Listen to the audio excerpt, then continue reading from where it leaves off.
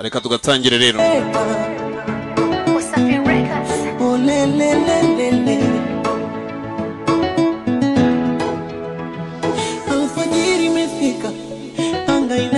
Ngo mu gitondo cya kare bwarakeye imvura itangiye kugenda ibura, ngo nashyizemo amajwi kugira ngo numve yenda ko ku makuru hari akazi baranga.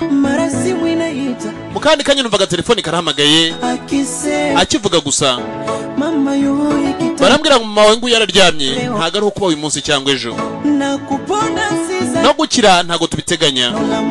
Yabyuzura mutuje ukabwirwa ijambo rya nyuma, nigiye mwana agiye nyine wacu bagira igihe nyine bareberaho. Mushiki wanjye tuvi nimwe nawe yarashingiwe ntawe kiba mu rugo.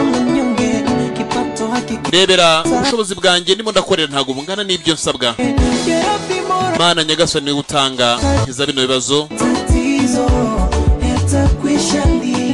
ibibazo bizashira ryari, matatizo yatakwisha lini. Ako karimbo rero mwese kabagira mbabwira ni PK Production, PK Studio, turakunda cyane cyane. Ntago tuzigera burya tubatererana, reka da. Ariyo mpamvu twabashakiye uburyo muzajye mubona ibihangano byacu bitabagoye, muzajye mwikura muri African Movie Market. Iyo ni company yitwa African Movie Market, akaba ariyo bashe kuba yakwegukana isoko ryo kugira ngo igicuruza ibihangano bya PK Production, PK Studio.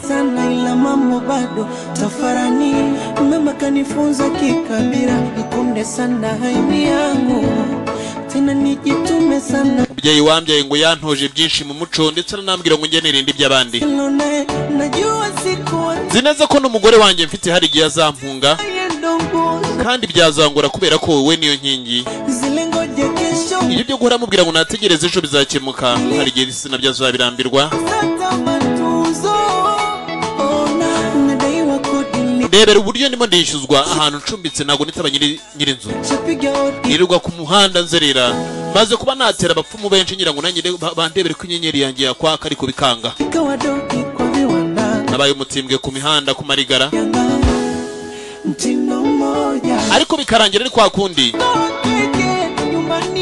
Ngo mimi ndiye mtoto wa peke nyumbani, wananitegemea ngo nije mwana uri iwacu, urebye banteze amakiriro.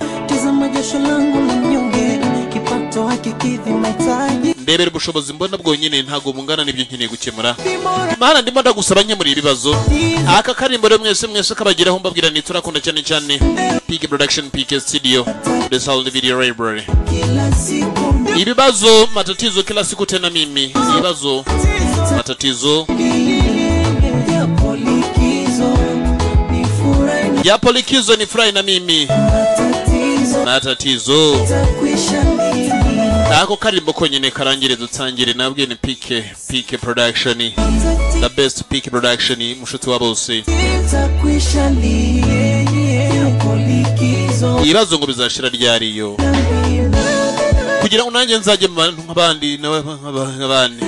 Samuhawe abantu niba mushaka kugira ngo ibibazo byanyu bikemuke, bagira inama. Ngiye kubagira inama shahu, niyo mpamvu mbagira inama. Kaye nami ikomeye izajye ikemura ibibazo, burya mujye mwibuka no gusengerega. Hano mwarapaganye, mwabapagani mujye musenga ho baremye, yarabazi ko mugomba kubaho. Yamenye ko muzabaho mbere yuko munabaho wabaremye muremye wanyu. Somehow you got to play, mujye musenga, ibibazo bizajya bikemuka.